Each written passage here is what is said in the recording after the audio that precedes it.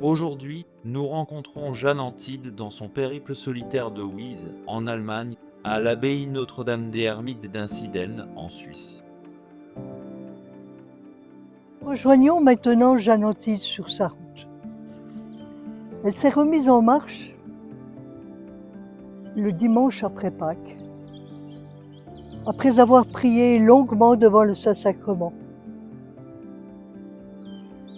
Elle a laissé une lettre au solitaire. « Je vous quitte pour faire la volonté de Dieu ». Elle sait simplement qu'elle ne doit pas rester là, que ce n'est pas son chemin. Mais quelle est la volonté de Dieu pour elle? Et pour cela, elle va marcher longuement, à travers la Bavière, le lac de Constance, jusque là où Dieu voulait qu'elle arrivât. Rosalie, décrivant cette marche, nous dit « Elle se remit donc en marche, sans savoir la langue allemande, sans connaissance de personne, sans argent, sans passeport, sans connaître la route qu'elle devait suivre. Elle se remet entre les mains de Dieu, avec la ferme confiance qu'il la guiderait jusqu'au terme où il voulait qu'elle arrive pour connaître sa volonté. » Jeanne Antide revit là, à son tour, l'expérience d'Abraham. « Va vers le pays que je te montrerai. » Et à ce moment-là, Jeanne Antide, c'est une vie offerte, qui attend tout de Dieu, aujourd'hui comme pour demain. Elle sait simplement qu'elle doit retourner vers la France. Elle est décidée maintenant à vivre sa foi là où le Seigneur la conduira. Donc Jeanne Antide, maintenant, elle a 32 ans. Et tout ce qu'elle a commencé jusque-là n'a pas pu aboutir. Elle est partie chez les filles de la charité, elle est revenue. Elle a rejoint cette communauté, elle découvre que là n'est pas son chemin. Mais où est sa route? Où est son propre chemin?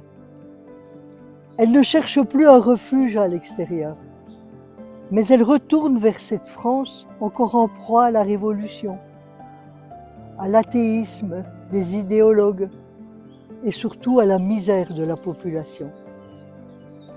Là, Dieu lui montrera son chemin, elle en est sûre, mais par où passer, jusqu'où et jusqu'à quand? Mais pour recevoir cette lumière, Jeanne Antide va devoir passer par le désert. Elle va vivre son exode. Elle choisit de s'habiller en pauvre, mais elle va connaître à l'intérieur une pauvreté encore plus grande. Elle ne connaît pas la langue, elle est donc à la merci de tous ceux qu'elle rencontre. Elle fait vraiment là l'expérience de la condition de l'émigré sans papier, étranger, exclu. Quand elle passe dans les villages, les enfants se moquent d'elle, où personne ne veut la recevoir. Mais aussi parce qu'elle n'a rien, elle demande tout à Dieu. Et elle va connaître durant ces mois de marche une intimité avec Dieu dont elle a toujours rêvé. Elle demande tout, elle reçoit tout. Et elle prie dans l'action de grâce. Elle demande un abri pour s'abriter parce que souvent elle est mouillée par la pluie. Elle demande une barque pour traverser un lac. Elle demande surtout une protection lorsqu'elle est agressée. Et combien de fois elle crie vers Dieu, « Mon Dieu, gardez-moi » Et parfois elle dit à Dieu, « Je ne sais pas où je vais, ni ce que vous voulez de moi. » Et puis un jour, en elle, elle entend comme une voix qui lui dit « Allez, va toujours, je veux me servir de toi pour faire de grandes choses. Avance encore, je te montrerai là où je veux que tu arrives. » Alors Jeanne Antide, forte de cette invitation intérieure, de cette promesse, va continuer sa route.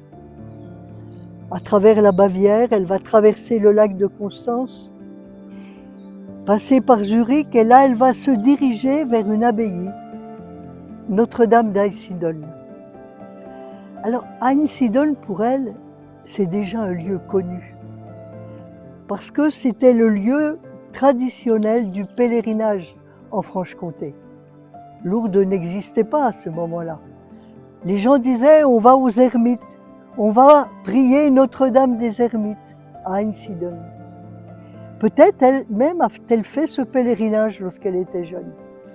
On ne le sait pas. Mais elle continue sa route et on comprend son émotion lorsque, au-dessus d'un col, elle aperçoit au loin les tours d'Einsiedeln. Et là, ce Rosalie nous dit, elle s'assied en pleurant de joie et de reconnaissance envers le Seigneur et sa bonne mère de l'avoir conduit jusque-là sans encombre. Einsiedeln. Combien de lieux dans sa région portent ce nom et évoquent cet endroit. Et là, Jeanne Antide va rester 4 jours. Elle va s'asseoir en sécurité devant Marie. Elle va remettre là une nouvelle fois toute sa vie entre les mains de Dieu, rester à l'écoute, disponible. Et là, elle va recevoir une belle réponse. Elle se confesse à un ermite qui parle français. Avec lui, elle lui dit où elle en est, tout ce qu'elle a cherché. Et voici la réponse qu'elle entend. Ma fille, le Seigneur, la volonté de Dieu, la voici. Dieu vous veut en France. La jeunesse abandonnée vous attend. Allez comme une bonne fille de Saint-Vincent de Paul, évangéliser les pauvres. Forte de cette promesse, Jeanne Antide reprend sa route, désormais avec espérance. Une espérance qui la conduit, qui la soutient et qui lui permet d'avancer jusqu'où Dieu veut qu'elle soit.